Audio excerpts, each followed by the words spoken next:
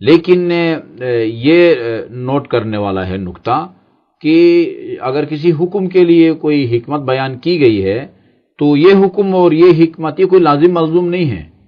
صحیح کہ اگر یہ حکمت ہے تو وہاں حکم بھی ہو، اور اگر حکمت نہیں ہے تو حکم یا رائج زبان میں فلسفہ نہیں ہے تو یہاں حکم بھی نہ ہو.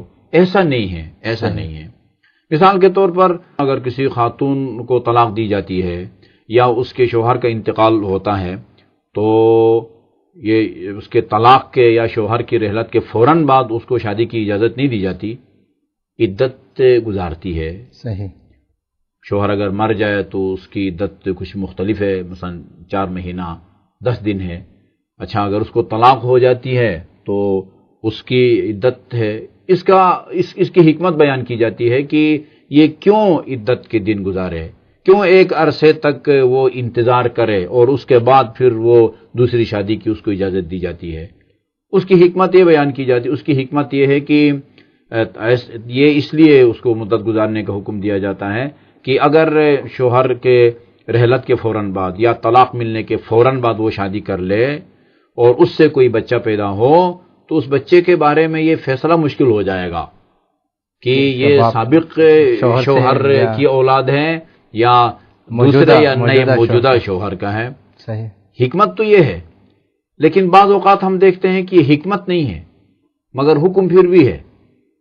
ایک آدمی 15 سال سے امریکہ میں رہ رہا ہے اور وہاں سے کسی عالم دین کو وکیل بناتا ہے کہ آپ میری بیوی کے صیغہ طلاق جاری کر دیں. وہاں سے وہ صیغہ طلاق جاری کر دیتے ہیں تو اب ظاہر ہے صیغہ طلاق جاری ہونے کے فوراً بعد اس کو شادی کی اجازت نہیں دی جاتی، جبکہ یہاں کوئی اس قسم کی غلط فہمی یا اشتباہ کا کوئی امکان نہیں ہے. 15 سال سے اس کا پرانا شوہر ملک سے باہر ہے تو پیدا ہونے والے بچے کے بارے میں یہ کوئی احتمال نہیں دیتا، کوئی امکان نہیں ہے کہ یہ اس شوہر کا ہو، مگر اس کے باوجود وہ اس کو عدہ کا پابند بنایا گیا ہے.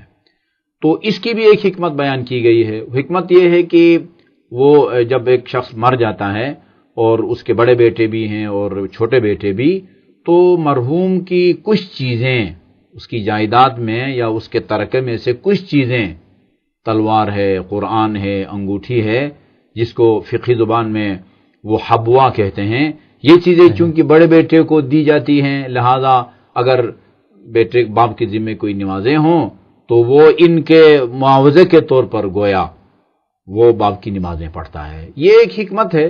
جس طرح خاتون کے لیے وہ عدت کی حکمت بیان کی گئی ہے، یہ کوئی ناممکن نہیں ہے. عین ممکن ہے کہ ایک آدمی مر جائے اس کی کوئی تلوار نہ ہو، بالکل صحیح جی، اس کا کوئی قرآن نہ ہو. اگرچہ یہ بہت مشکل ہے کہ ایک مسلمان مر جائے اور اس کا کوئی قرآن ہو، لیکن ناممکن نہیں ہے. کوئی انگوٹھی نہ ہو.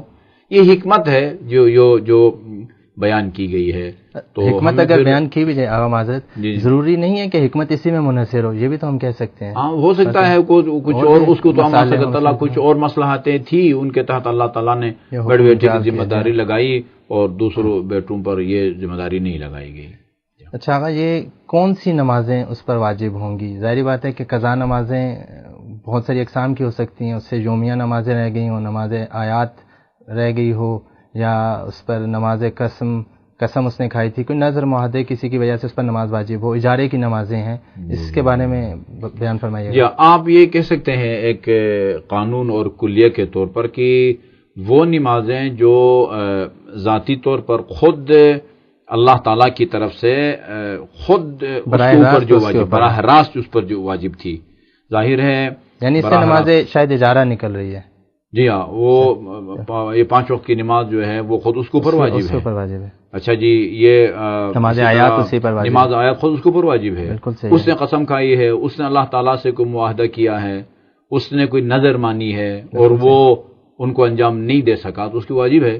لیکن اگر اس نے اپنے ایسی کسی ضرورت کے لیے مجبوری کے تحت کسی سے اجارے کی نمازیں لی ہیں، سال کی نمازیں پڑھوں گا، اور مثلا اس کا پہلے سے اس نے وہ ایڈوانس اس کی اجرت بھی وصول کر لی ہے، لیکن وہ اس مرحوم کی طرف سے نماز پڑھنے سے پہلے یہ خود بھی مرحوم ہو گئے ہیں، اس مرحوم سے جا ملا ہے۔ ہاں اس مرحوم سے جا ملے ہیں، تو اس کی وہ والی نمازیں بڑے بیٹے پر واجب نہیں ہیں۔ صحیح، کیونکہ اصالتاً یعنی ابتدائی طور پر یہ نمازیں کسی اور پر واجب تھی، کسی اور پر پھر اس نے اپنے کسی مجبوری کے تحت اپنے ذمے لے لی ہے، تو یہ نمازیں بڑے بیٹے پر واجب نہیں ہیں۔ صحیح۔ بڑے بیٹے سے یہاں مراد ہم کیا لیں گے؟ وہ بڑا بیٹا، یعنی ہم دیکھتے ہیں بعض اوقات ممکن ہے کہ چھوٹا بھائی ہو لیکن اس نے گھر کا سارے امور اس نے سنبھالے ہوئے ہیں، بظاہر وہ بڑا کہلاتا ہے، اور بڑا بھائی بعض اوقات کہتا بھی ہے کہ یار تم بڑے ہو تو امور کو سنبھالو، شاید وہ عقل و رشد میں بڑا ہوگا، معاملات کو بہتر سمجھتا ہے۔ اب کیا اس پر واجب ہوں گی کہ جو عملی طور پر بڑا ہے، یا اسی پر واجب ہوں گی کہ جو سنن عمر کے لحاظ سے بڑا ہے؟ جی جی، اس سلسلے میں وہ فقہا کا جو فتویٰ ہے وہ یہ ہے کہ یعنی مرحوم کے بیٹوں میں جو عمر کے اعتبار سے، سن سال کے اعتبار سے بڑا ہے اسی پر واجب ہیں۔ بے شک جیسے ناظرین محترم کو یاد ہوگا یہ مسئلہ ہم نے بتایا تھا، حتیٰ کہ بلوغ کی 3 علامتیں تھیں، ان میں سے ایک علامت 15 سال کا ختم ہونا اور 16 سال کا شروع ہونا ہے، جی ہاں، اور دوسری وہ علامت غسل کا اس کے اوپر واجب ہونا ہے، تیسری علامت بتائی گئی تھی کہ مثلا جو زیر ناف بال ہوتے ہیں وہ نکل آئیں۔ 3 علامتیں ہیں۔ صحیح۔ اب ہو سکتا ہے کہ وہ ایک جو بڑا بیٹا ہے، ایک بیٹا سمجھ لیں کہ وہ عمر میں تو بڑا ہے، مگر اس سے جو چھوٹا ہے وہ مثلا اس میں بلوغ کی علامتیں، باقی 2 علامتیں پہلے ظاہر ہو گئی ہیں۔ صحیح۔